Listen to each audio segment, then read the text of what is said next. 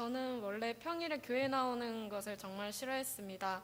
교회에 일주일에 한 번 가는 것도 귀찮은데 뭐하러 평일에도 교회에 가나 싶었고 뭐하러 교회에서 봉사를 하면서 예배를 두 번씩 드리나 싶었습니다.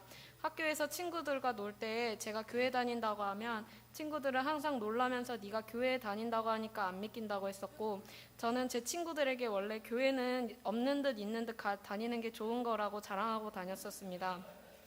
그리고 제 20대 첫 목표는 교회에 안 다니는 것이었습니다.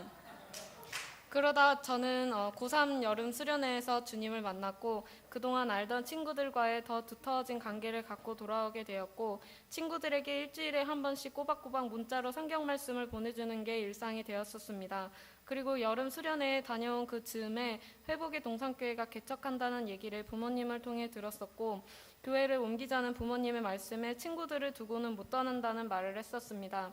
하지만 수능이 끝나고 대학부 반 배치가 나왔는데 저는 친구들과 정말 뿔뿔이 흩어져서 서로의 반은 어디고 그 반 자리는 어딘지도 모를 만큼 뚝뚝 떨어지게 되어서 이럴 바에 차라리 교회에 옮기는 게 낫겠다 하는 생각을 하게 되었고, 2011년 1월부터 회복의 동산교회로 나오게 되었습니다. 지금 와서 생각해보면 하나님이 저를 이곳으로 이끄시려고 친구들에 매여있던 저를 그 친구들과 흩으시고 이곳으로 이끄시었던 것 같습니다. 그때 한 명의 친구라도 저와 같은 반이 됐었다면 저는 아마 여기에 없었을 것입니다.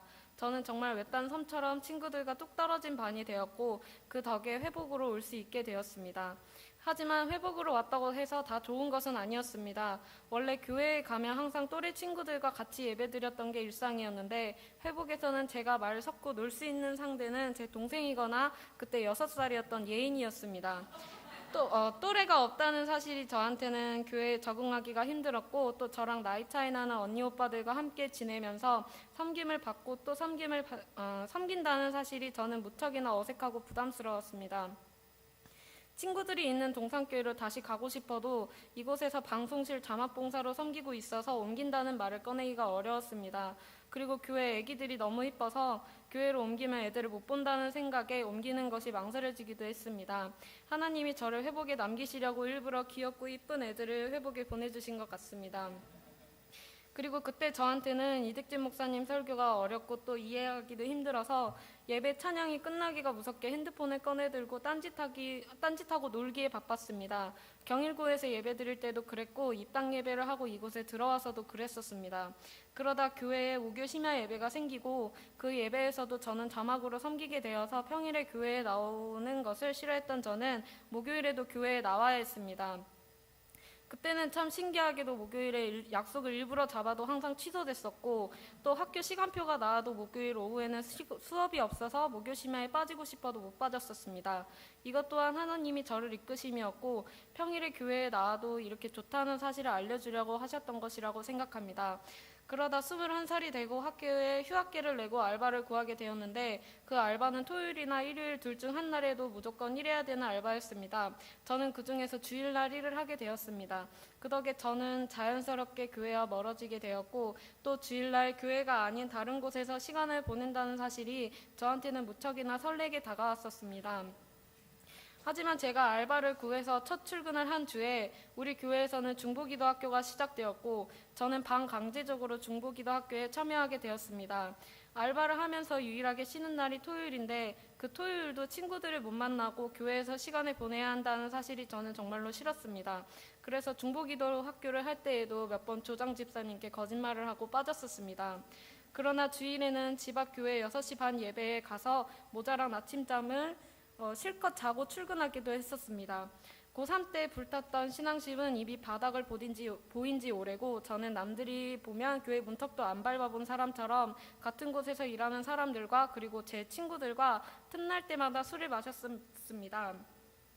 개강하면 개강했으니까 술 먹자, 종강했으니까 술 먹자, 방학하면 방학했다 술 먹자, 시험 끝났다 술 먹자 등등 이유 같지도 않은 이유와 핑계를 대고 항상 술을 마셨었고, 같은 매장에서 일하던 오빠들과는 오늘 바빴으니까 술 먹자, 내일 쉬는 날이니까 술 먹자 하고 일주일에 한 번씩은 꼬박꼬박 술을 마셨었고, 새벽에 늦게 들어오는 것을 엄마가 싫어하셨기 때문에 엄마가 집에 늦게 오시는 날인 교회 몫인 날만 골라서 술을 먹고 들어가곤 했습니다.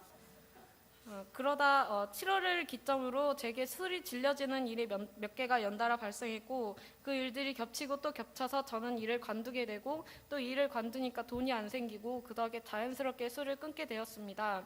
그리고 4개월 보름 만인 7월 중순부터 다시 회복으로 나오게 되었었고 제가 회복에 다시 나온 그 주 교회 주보에는 교회 수련회 공지가 올라와 있었습니다. 제가 20살이 되고 회복으로 오면서 가장 기다려왔던 것이 수련회였습니다. 수련회에 가면 항상 신앙심이 다시 불탔었으니까 그것을 바랬고 또 대학부 수련회는 중고등부 때와는 얼마나 다를까 하는 기대감에 기다려왔었는데 우리 교회에서는 자체적으로 하기가 어려웠고 또 그것 때문에 수련회가 더 기다려졌었습니다. 안 그래도 수련회가 기다려졌었고 또 술론을 회복하기가 어렵다는 사실을 깨달은 지 얼마 안 되었을 때였기 때문에 저는 엄마가 수련회 갈래라는 말을 꺼내기가 무섭게 바로 수련회에 간다고 대답을 했었고 그 수련회를 기점으로 제 삶은 180도로 바뀌게 되었습니다.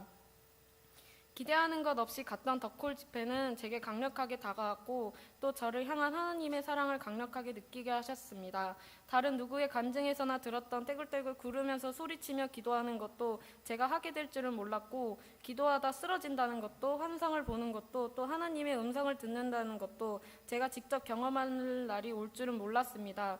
처음 덕홀 집회에 갔을 때는 강당 안에 다 중고등학생들만 있어서 우리가 잘못 왔구나 하는 마음이 컸었는데 그건 다 하나님이 계획하신 것이었다는 것을 알게 되었습니다.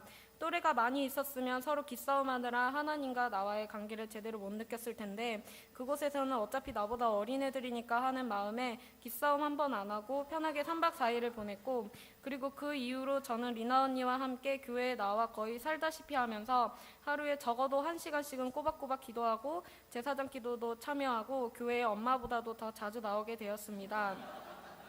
그러면서 어렵게만 느껴졌던 청년부 언니 오빠들과의 관계도 자연스럽게 회복하게 되었고 어렵게만 느껴졌던 목사님 설교도 이제는 귀에 쏙쏙 들어오게 되었습니다.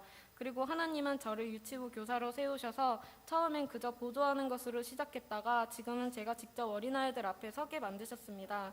우연한 기회로 발디딘 유치부실에서 지금도 어린아이들과 함께하고 남들 앞에 서는 것을 무섭고 싫어했던 저에게 하나님께서는 어린아이들을 통해서 회복시키셨고 또 어린아이들을 통해서 저를 훈련시키셨습니다. 그리고 하나님은 2년 전 제 기도 제목이던 동갑친구 보내주세요를 올해 들어오면서 2명이나 보내주셨습니다. 언니나 오빠 그리고 동생들도 좋지만 함께 할 수 있는 믿음의 친구들을 보내주신 게 감사하고 또 감사했습니다. 저는 하나님이 앞으로 저를 어떻게 쓰실지 궁금합니다. 저는 그저 기도와 주님의 말씀을 통해서 하나님이 나를 이끄시는 대로 따라가기를 원하고 또 원하고 있습니다. 감사합니다.